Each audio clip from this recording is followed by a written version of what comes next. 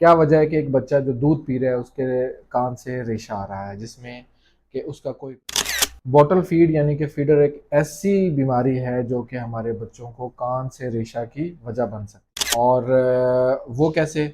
जब बच्चे फीडर पीते हैं यानी कि लेट के फीडर पीते हैं, तो वही दूध जो बच्चे पी रहे होते हैं वो गले के रास्ते नाक और कान को और गले को जो कनेक्ट कर रही होती है ट्यूब, जिसको यूस्टेशन ट्यूब कहते हैं, उसमें चला जाता है और बाद में वही दूध फिर इन्फेक्शन का बाइस। अस्सलाम वालेकुम, मेरा नाम डॉक्टर उसामा खालिद है और मैं कंसल्टेंट ईएनटी सर्जन डीएचक्यू रिहाड़ी में। आज का हमारा टॉपिक है कि बच्चों के कान से रेशा क्यों आता है और उसका क्या इलाज है। जो पैदा होते बच्चे हैं उनके कान से रेशा नहीं आता, ये रेशा बाद में पैदा होता है। उसकी सबसे बड़ी वजह फीडर या बच्चों को नाक की इन्फेक्शन यानी कि नज़ला ज़ुकाम होता है। आम तौर पर जनरल प्रैक्टिस में ये दो चीज़ें सामने आती हैं। वैसे तो बहुत सारी रीजंस हैं, लेकिन ये दो चीज़ें टॉप ऑफ द लिस्ट हैं जिसको आज हम एड्रेस करेंगे। क्या वजह है कि एक बच्चा जो दूध पी रहा है उसके कान से रेशा आ रहा है, जिसमें कि उसका कोई कसूर नहीं है, उसकी माँ का कसूर है, उसके पेरेंट्स का कसूर है। क्या कसूर है? फीडर, बॉटल फीड यानी कि फीडर एक ऐसी बीमारी है जो कि हमारे बच्चों को कान से रेशा की वजह बन सकती है। और वो कैसे?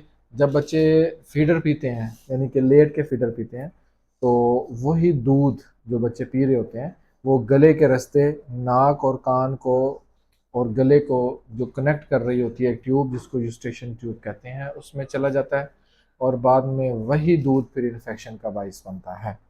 तो ऐसे बच्चे जिनके कान से रेशा आता है, वो तो सबसे पहले हमारे उस्ताद हैं डॉक्टर इरशादुल हक साहब, वो अक्सर कहा करते थे कि जो बच्चे फीडर नहीं छोड़ सकते उनको दवाई ना दो, क्योंकि जब तक वो फीडर नहीं छोड़ेंगे पेशेंट ठीक नहीं होगा, बच्चा ठीक नहीं होगा। तो जो बच्चे आते हैं हमारे पास फीडर पीते हैं, सबसे पहले तो हम उनको कहते हैं कि आप इसको फीडर को छोड़ दें। नेक्स्ट फिर हम उनको according to the infection medical treatment देते हैं। तो एक वजह तो फीडर, दूसरी वजह होती है नज़ला ज़ुकाम यानी नाक की बंदिश। अक्सर ऐसा होता है कि बच्चों को मौसमी नज़ला ज़ुकाम हो जाता है, जिसकी वजह से उनका नाक बंद हो जाता है और वही ट्यूब जो पिछली सिनेरियो में दूध जाने की वजह से ब्लॉक हुई थी, अब वो नज़ले ज़ुकाम की वजह से ब्लॉक होती है। तो ऐसे बच्चे जो फीडर भी नहीं पीते फिर भी कान से रेशा आता है, तो उसकी सबसे बड़ी वजह नज़ला ज़ुकाम होता है।